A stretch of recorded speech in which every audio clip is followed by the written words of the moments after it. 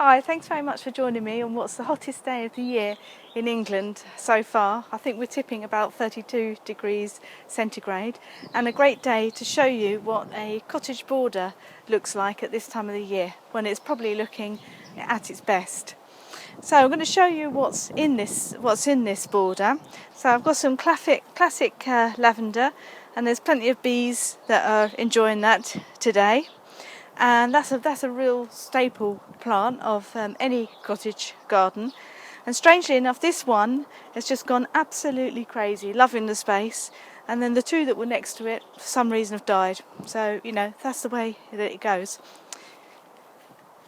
This, believe it or not, is only one single Delphinium, and it's looking still pretty fantastic. But in a few weeks' time, or even maybe 10 days' time, it's going to be finished. As you can see, look, these stems are actually finishing off now, these spires, and that's when I'm going to cut it right down to the ground, and probably it will come back again by around about end of August, beginning of September. Likewise, this lupin now has finished, so what I'll be doing is I'll be cutting off these heads, these spires, and cutting the plant right down to ground level so that I can then ease up some space for some stuff that's flowering next. And that's the real key of a cottage garden, is to keep it successively flowering. So the next thing that we're going to see that's going to come to light are these hollyhocks. Lovely height here at the back, and they're going to be beautiful bright colours. And then over there in the corner we've got some daisies, some marguerite daisies, and they're about to burst into life. Followed on then by dahlias that will keep going right up until the first frost. And then you can see these stems here, which are gladioli, and they're going to come out with a beautiful, brilliant red in the next couple of weeks. So those are the sort of like main components of this cottage garden, and it's really hard to believe that only a couple of months ago it was just a barren land of just mud with soil, and this is going to carry on flowering now right up until the first frost. And in autumn it comes to life in its own way, in a completely different set of colours. So round the back here, what I've tried to do is create a little bit of a haven of some more sort of like wild type flowers.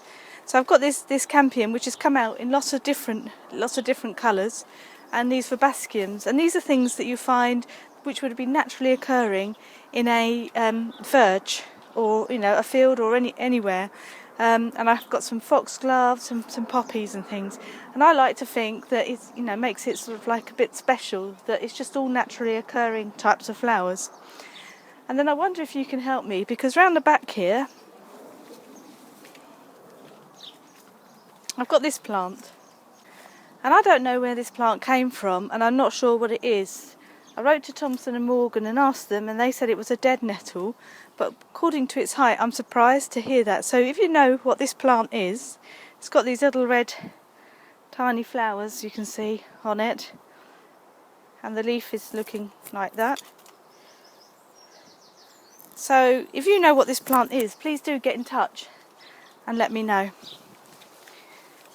And then finally, I've got the geraniums. But as you can see, they're looking a bit sorry for themselves, so I'll probably be cutting these back in the next few days, and then they'll flourish again afterwards.